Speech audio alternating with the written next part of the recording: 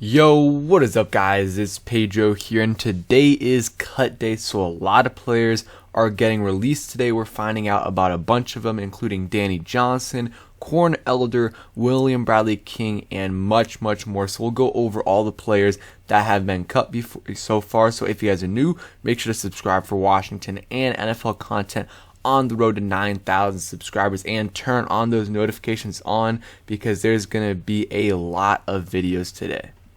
Yo, what is up guys, it's Pedro here, and today is cut day for, the whole NFL, and the Washington Commanders have already started to make a bunch of cuts. They've, cut Danny Johnson, they've cut Corn Elder, William Bradley King, and many more. So we're going to talk about that in today's video. So if you guys are new, make sure to subscribe for Washington and NFL content on the road to 9,000 subscribers. Also, turn on those notifications because you're going to want to have those on for today, because there's going to be a lot of different videos with updates on these cuts and who's making the roster. So let's start off with Danny Johnson. So the Commanders, we'll start off with all the players that they released and then get into specifics. So Danny Johnson, Corn Elder, Stephen Parker, we talked about that yesterday, William Bradley King, Justin Hamilton, Matt Cole, Tyler Clark, Jacob Punisic, and Jake Hausman. So the biggest names, Danny Johnson's the first. Not like super surprising for me, a little though, because I did have him on the roster, and I didn't think he deserved to make the roster. I just thought that they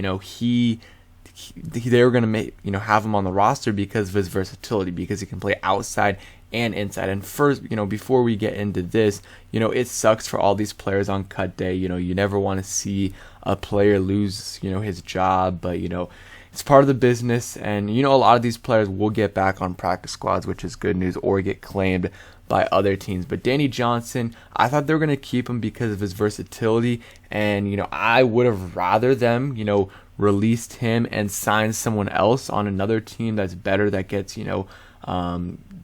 released, because that team has good cornerback depth, and it looks like that's what they're doing, because unless they keep like DeJuan Neal or Channing Stribling, they're going to keep 4 corners for now. So, and I don't think DeJuan Neal or Channing Stribling deserve to make the roster.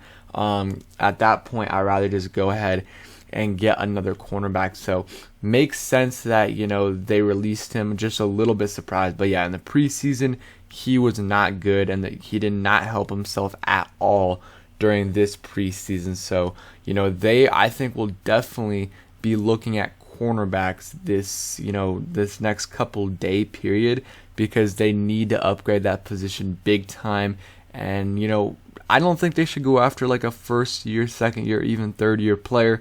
Get a veteran, get like a guy that's been in the league for 4+ years, because that you're probably gonna need him to play, because he's gonna be your 4th corner. And looks like Christian Holmes will be making the roster. I had him on my roster projection. He played pretty well this summer. There was times where he wasn't great, but that is to be expected for a 7th round corner. And he's a big guy, and I think he could contribute this year. I mean, he will have to. He's going to be the 4th corner on the team for now, and then we'll see how it progresses. But unless they get another veteran, like a big time veteran, like someone like Chris Harris, Christian Holmes will be the 4th corner on this roster. So the depth at this position is not great at all, but you see what Kime said right here.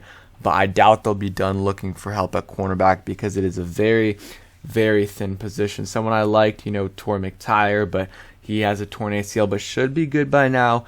Joe Hayden would be a good veteran as well for some depth. They need to add someone, because Christian Holmes and whoever if they keep another one on the roster, it's not cutting it. Christian Holmes maybe in a year or so will cut it, but right now you can't just depend on him as your next man up. You need some other backup plans as well. So another kind of big-ish name is William Bradley King. I had him on my roster projection as the last D lineman. Had him making a Shakatoni. Looks like Shakatoni will make it, but not William Bradley King. So he didn't make it last year, but I thought he showed some decent things in the preseason and training camp.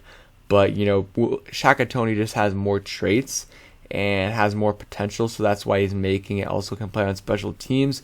But, William Bradley King's a guy that's a perfect practice squad candidate. Like, if he clears waivers, he will 100% probably make the practice squad. So, he'll probably be back. And maybe at some point in the season, he'll be on the roster. Like, I feel like he'll be one of the top guys on the practice squad if he makes it there, which I think there's a solid shot he will make it there. So, now kind of we'll go over any other notable names. Stephen Parker, mentioned it yesterday, but they weren't keeping 6 safeties.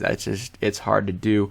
And yeah, so that's why he's gone. He's another practice squad candidate. Justin Hamilton, big D lineman, I think number 79. He actually showed some good things in my opinion in preseason, so I think he would be a guy that could come back to the practice squad. Matt Cole, they signed him late as a receiver. Never really had a chance, was just camp body. Same thing with a lot of the other guys. Jacob Punasek, D-end, was released yesterday. I think he's a guy that will be back on the practice squad as well. So a lot of practice squad candidates here for sure. And then the bigger names are Danny Johnston, Corn Elder, William Bradley King, and and then some other good news is that Brian Robinson was released from the hospital today. Still hasn't made a move in terms of, if he's going to be put on the non-football injury list or what. We'll see what happens with that. I'll keep you guys updated. And I think Ben Standig had a good point.